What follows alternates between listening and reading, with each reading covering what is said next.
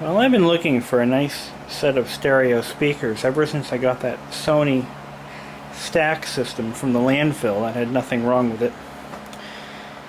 And I was back at the very same landfill, in the same electronics pile, getting rid of some old computer equipment. And this is what I found. These are Boston Acoustic A70s. I've got two of them, full set. And without even looking at them, I just grabbed them, threw them in my car, and left. And then I pulled the grill off, and I figured out why they were thrown away. Oh no! Yeah, they're both like that. One's worse than the other. And why is my camera not focusing? What the hell? Okay, we're focused. Anyway, so they both need surrounds. The good news is these are very easy to replace and only cost about 26 bucks for the set. And that includes new surrounds, which are made of foam, and center caps, and the glue, and a shim kit. So this is not terrible. I mean, they obviously, I'm not going to try to use them, but they don't feel blown. They're nice and see, this one's again worse than the other one, but they move nice and smoothly. I'm going to check the resistance on the terminals to make sure there isn't a short or anything. And they have these ferrofluid cooled tweeters built in. I imagine those are okay. And yeah, they're very nice.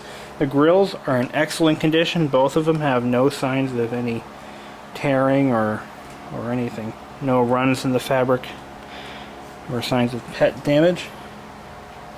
So I'm going to pull one of these drivers out just to see if there's a production date. I believe there's a way of telling when these were made. These speakers were in production throughout the 1980s and possibly early 90s. So I'm going to go ahead and take one of these out and take a look at see what's inside. Okay, I've removed the driver from one of the speakers, and sure enough, there's a production date underneath. It's August 28th, 1986. So yeah, that's pretty cool. And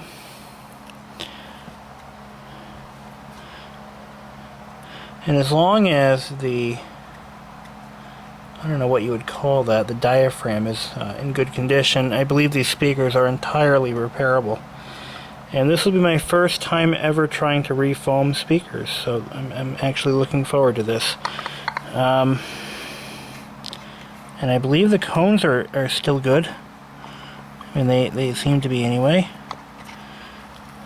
This just comes off. All the felt or the foam just dissolves and turns into mush.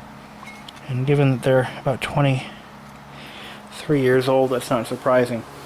I did read a lot of reviews on these, and everyone I've seen has been glowingly positive. They sound excellent for their size anyway. They're a great speaker.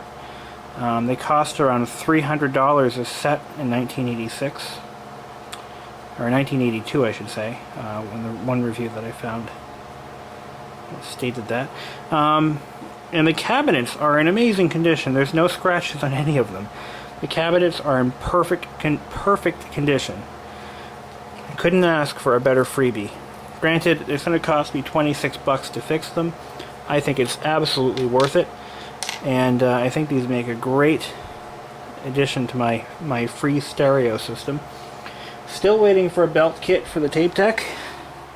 The eBay seller has apparently flaked out on me and disappeared. Claims he's on vacation for about a month, so I won't see these belts probably until mid next month, which really pisses me off. But once I get these belts installed in the decks, which I have removed, they're sitting on my coffee table, I'll be able to use the cassette deck. And I have a bunch of tapes at home that I'd like to use and play at home, at my parents' house I should say.